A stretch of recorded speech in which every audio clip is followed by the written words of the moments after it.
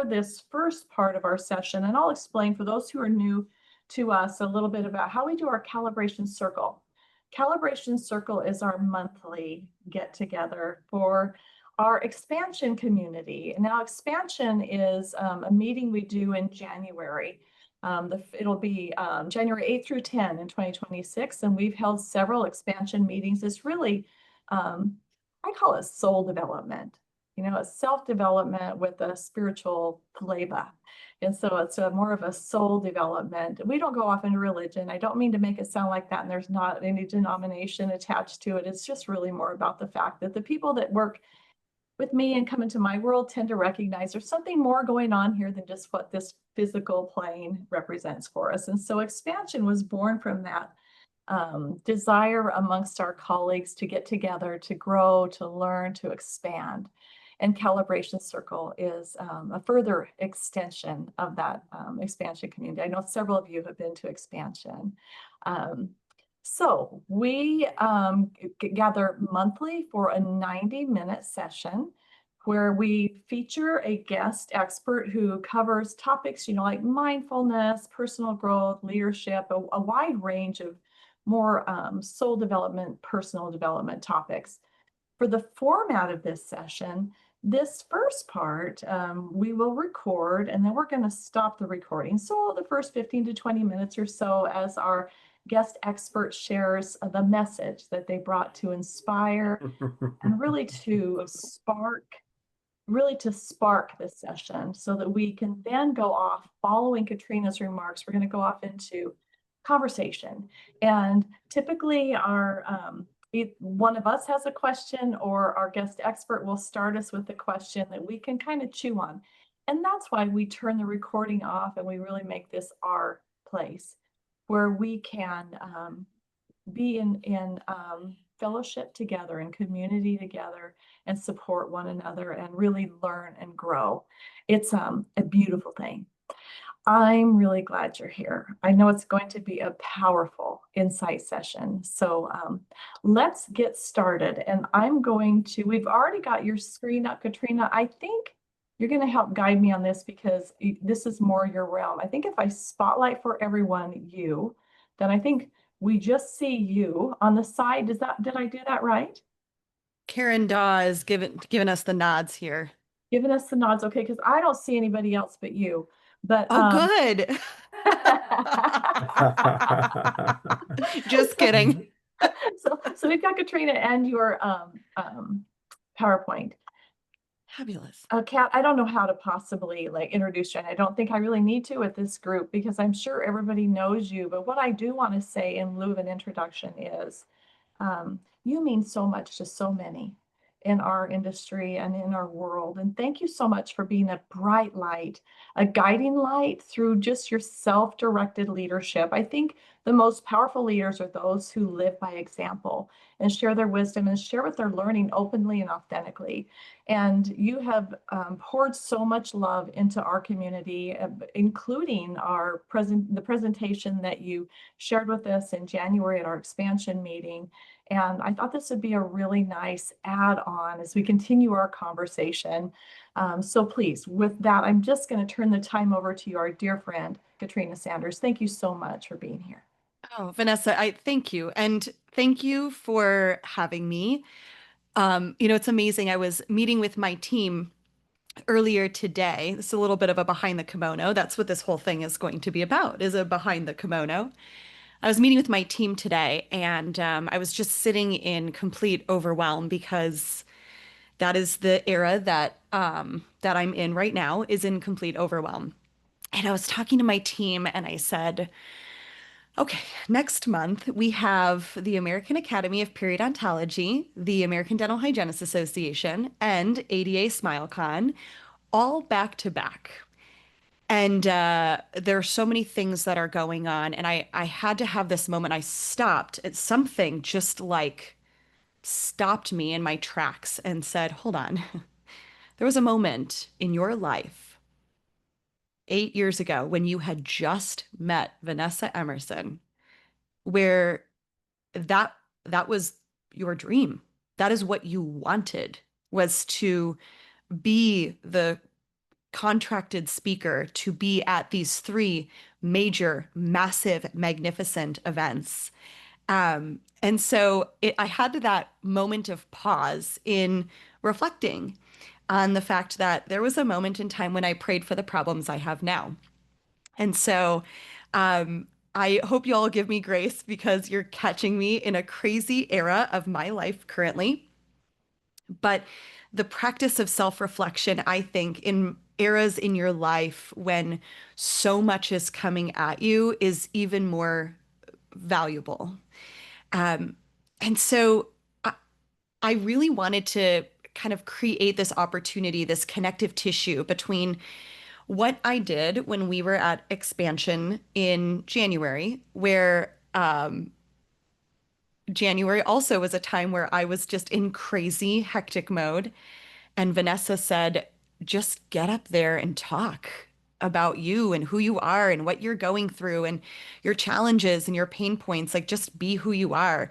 And Vanessa, I'm sure you remember, I got up there, I took my sandals off, and I just sat there, crisscross Exactly. applesauce, right? Do you remember that? Exactly. Yes. And I brought with me I brought my journal from the past year, and I just started reading prompts, like flagged pages of very raw stuff that had happened to me and about what that really meant for me. And then we opened the floor, the dialogue to say, do you ever feel that? Do you ever feel like your back is against the wall, like you're drowning and you need someone to build the boat for you? Shit has hit the fan and it just feels like you're on this hamster wheel and you can't ever get out. And that's where reflection really becomes so critical. So I want us all to just kind of take a moment and breathe because we're here now. And wherever this moment finds you, you're here and you're here to hopefully experience the opportunity for some true self-reflection. I am a journaler, and I know many of you joining us here are also avid journalers, whether that means that you do guided journaling or whether you just sit down with a cup of coffee, glass of wine, cup of tea, whatever your poison is, and just kind of free form write. And journaling to me has been a really important practice. I started journaling actually right about the time I met Vanessa. I was in a moment in my life when I knew that I needed to change. I needed to seek change. I was a burnt out clinical dental hygienist. I was drowning in debt and I was dating a very ungrateful partner who said really horrible things to me, like, you're fat, you're a workaholic, you're always nagging. And that practice for me helped me spend a lot of time reflecting on who I really am. Am I those things? Am I my debt? Am I my burnout? Am I fat? Am I a workaholic? Do I nag? I journaled when I took my first leap toward becoming a speaker. I journaled when I told Vanessa I would put all of that stuff on a credit card because I was going to go max bet and believe in myself. I journaled the night before I met the man who would become my husband. I journaled through the darkest season of my life after we lost our baby girl at 22 and a half weeks last year. And I've always thought of journaling as a mirror because when you reflect, you see. And when you see, you can choose what you believe. So, in the beginning for me, when I started journaling, that mirror was full of a lot of shame. I didn't like the reflection staring back at me. I saw failure and disappointment. I saw someone who was trying hard to be everything for everyone and still wasn't enough. So I made a decision. If I didn't like who I saw in the mirror, maybe I could change that image. And that's exactly what I did. I crafted a brand. I picked colors that made me feel strong. I chose outfits that felt like power. I curated a voice, the dental wine hygienist, trademark, complete with glittery heels and a wine glass in hand. Was it fake? No, that was real. That was me. Because it was in that era of my life who I wanted to become. And for a season, for a very long and gorgeous season, that version of me saved me.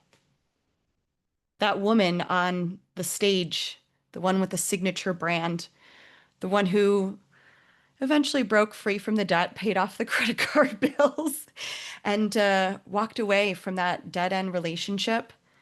She was the version of me who didn't believe those lies anymore. Am I fat? Am I a nag? Am I a workaholic? Or am I just becoming her? The one who stops letting others define her. The one who reclaims the words assigned to her. The one who uses reflection as a portal, not for self criticism, but rather maybe for power.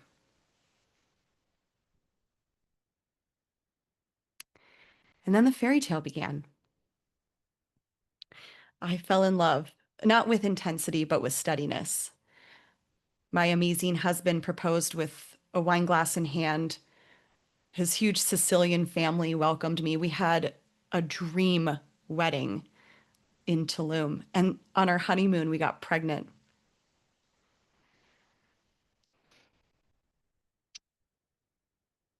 And it felt like the universe was finally saying, "You deserve this."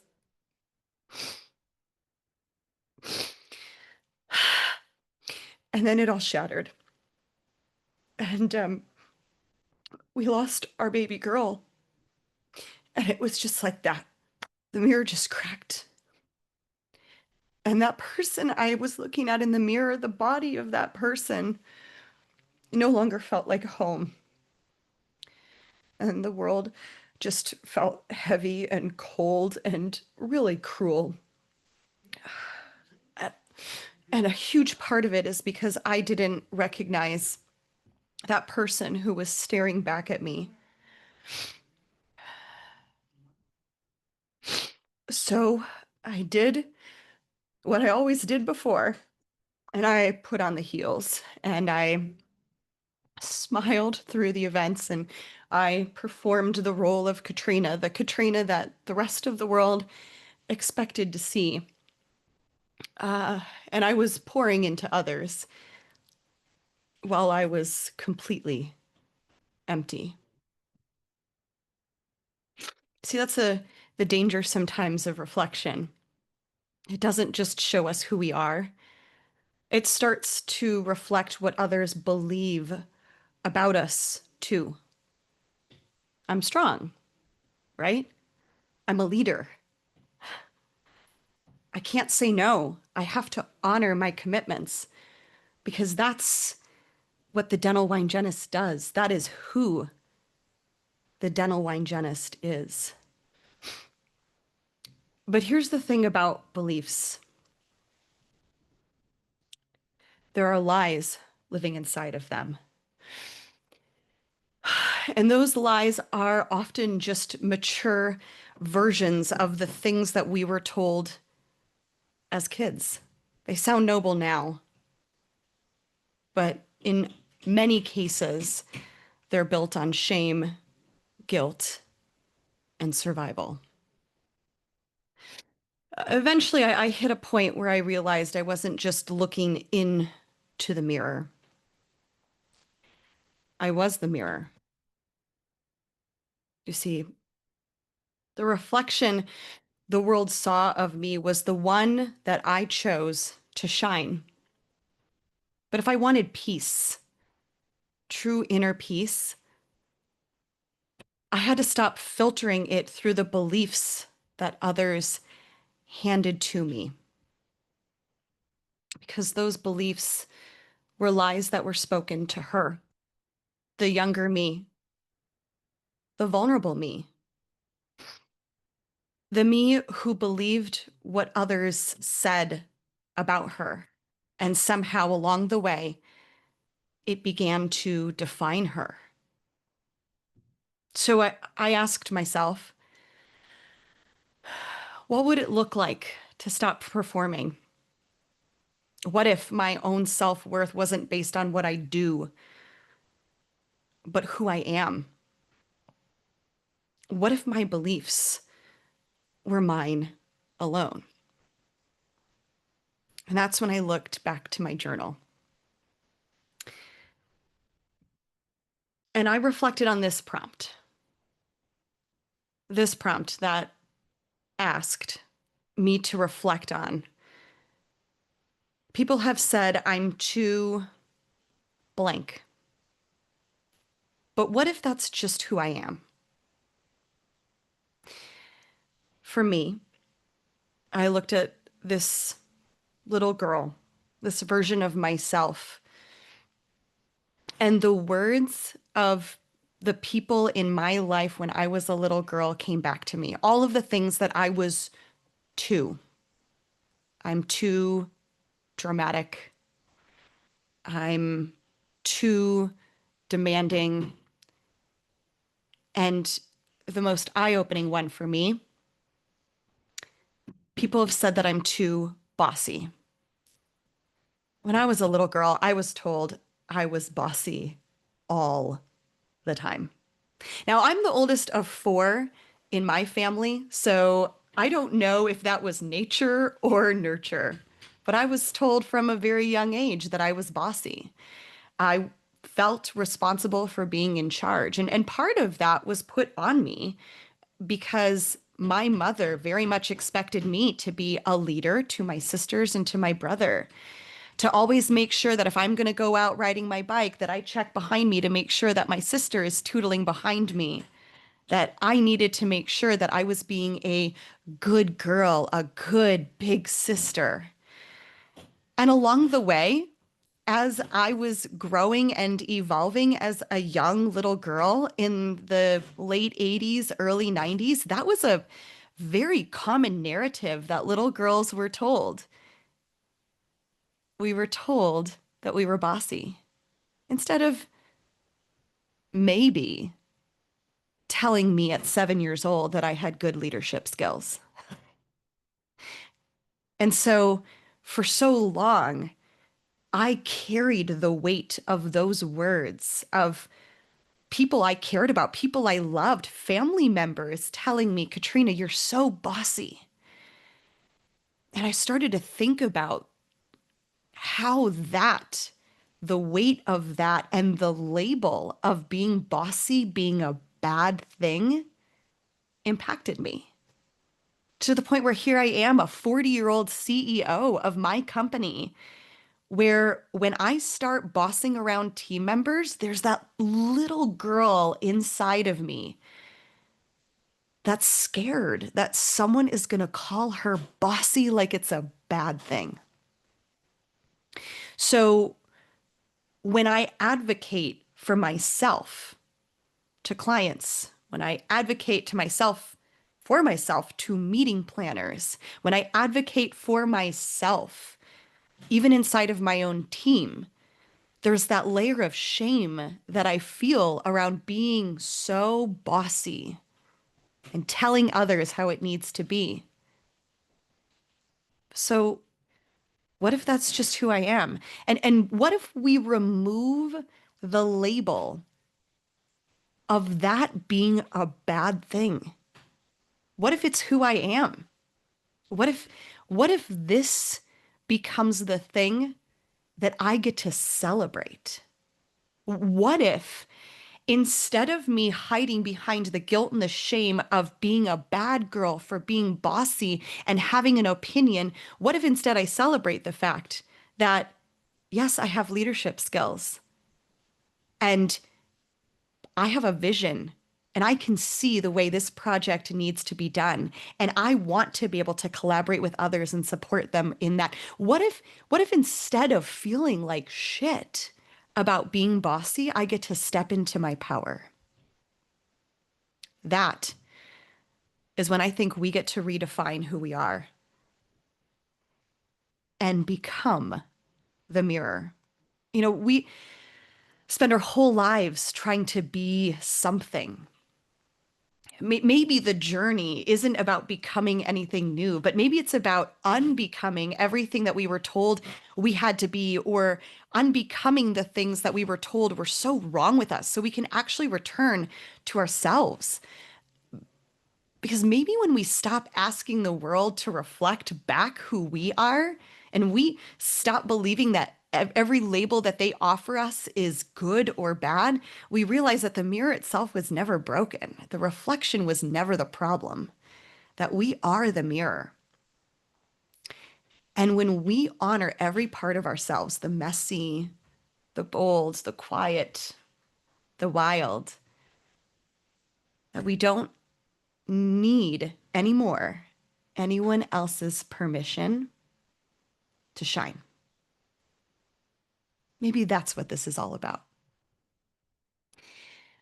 So I implore you to consider that there are so many ways in which you may have been carrying layers or levels of words, perceptions, beliefs, lies. And I'm going to invite you to consider that there are opportunities for you to take that as an opportunity for reflection. I'm going to leave you with this. And feel free to grab this as a screenshot if you wish. Again, for my avid journalers, I think these are some really fun, yummy, juicy prompts to consider. After I went on a deep dive of considering what people have said about me, and what if that's just who I am, and what if I get to step into grace and self-love and self-worth and patience in honoring that, it kind of opened the floodgates for me to dive further into this. And so, for those of you who do the practice of journaling, consider that these may be some other alternative questions that you could ask yourself. With that, my love, Vanessa, I'm going to turn the microphone back over to you so we can begin the reflective practice. Let's unmute. So we can, thank you. Thank you. Thank you, Katrina. I'm going to, I think I've unspotlighted. Let me stop our recording. And thank you so much for sharing today.